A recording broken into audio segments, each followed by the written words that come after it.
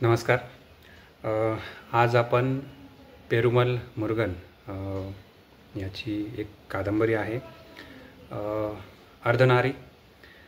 मूळ जी कादंबरी आहे तर ती वन पार्ट वुमन माधुरू बागन ही मूळ कादंबरी आहे, ज्याविषयी आपण या अगोदरच्या व्हिडिओमध्ये चर्चा केलेली आहे.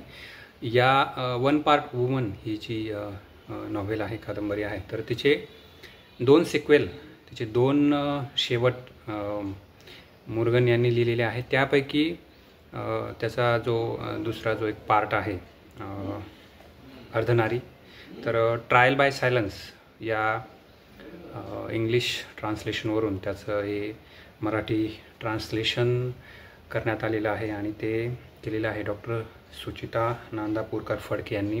मेहता पब्लिशिंग हाऊस यांनी ही कादंबरी मराठीमध्ये प्रकाशित केलेली आहे.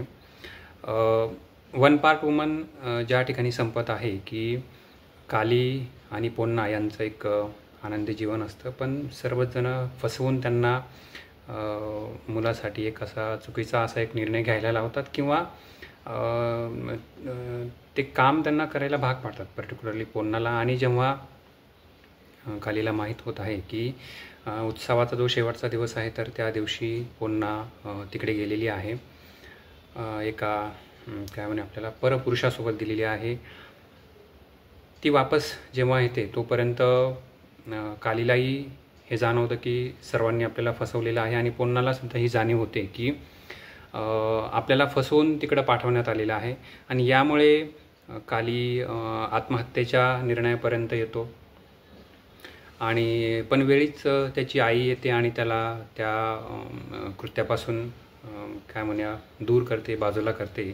परंतु पूर्ण कादंबरीभर आपल्याला एक कन्फ्लिक्ट बघायला मिळतो की काली आणि पोन्ना यांच्यामध्ये एक काय म्हणूया अबोला किंवा एक दुरावा तयार झालेला आहे आणि त्यांच्यामध्ये संवाद होत नाही आहे.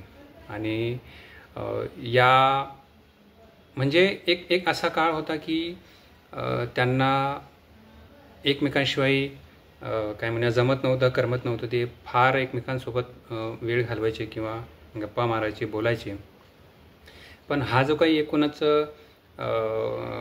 प्रकार झालेला आहे, यानंतर मात्र त्यांच्यामध्ये फार असा दुरावा तयार झालेला आहे. त्यांच्यातलं जे प्रेम आहे तर ते कुठेतरी संपलेलं आहे किंवा ते कुठेतरी कमी झालेलं आहे. हे वाचकाला जेव्हा तो कादंबरी वाचत आहे तेव्हा ते जाणवतं.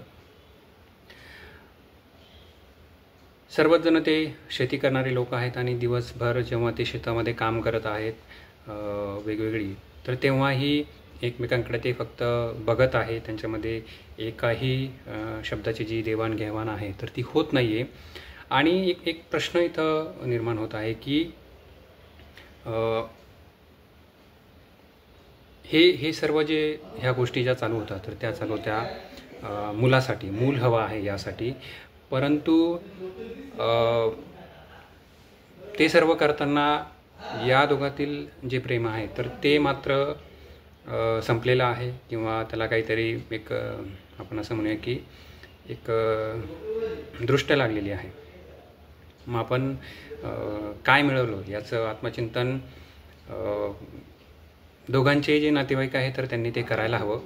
आणि कादंबरीच्या शेवटी पोन्ना जी आहे तर ती एका मुलाला जन्म देते आणि खूप काळापासून त्यांच्यामध्ये जो एक अबोला आहे तर त्यामुळे पोन्ना जी आहे तर तिचा जो एक संयम आहे किंवा संयमाची जी परिसीमा आहे तर ती आता संपलेली आहे. आणि कादंबरीच्या शेवटाकडे जेव्हा आपण जातो तर तेव्हा आपल्याला असं बघायला मिळतं की पोन्ना बाळाला जन्म दिल्यानंतर ती म्हणजे आपण कादंबरीच्या सुरुवातीला जे बघतो की काली ज्या आत्महत्येच्या निर्णयापर्यंत पोचलेला आहे तर आता पोन्नासुद्धा त्याच विचाराने त्याच कृतीकडे जाण्याच्या दिशेने ती चाललेली आहे. पण वेळीच काली तिला थांबवतो आणि इथं कादंबरी आहे तर ती संपते.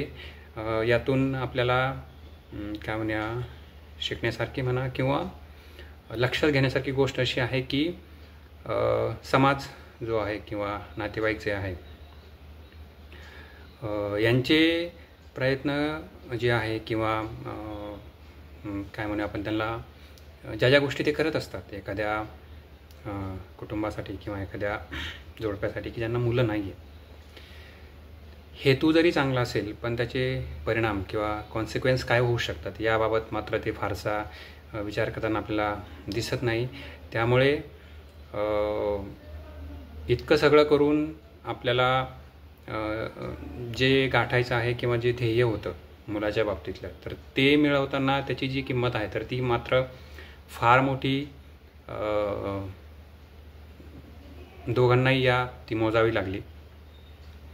सो तुम्ही ही जी कादंबरी आहे तर ती नक्की वाचा. थँक्यू.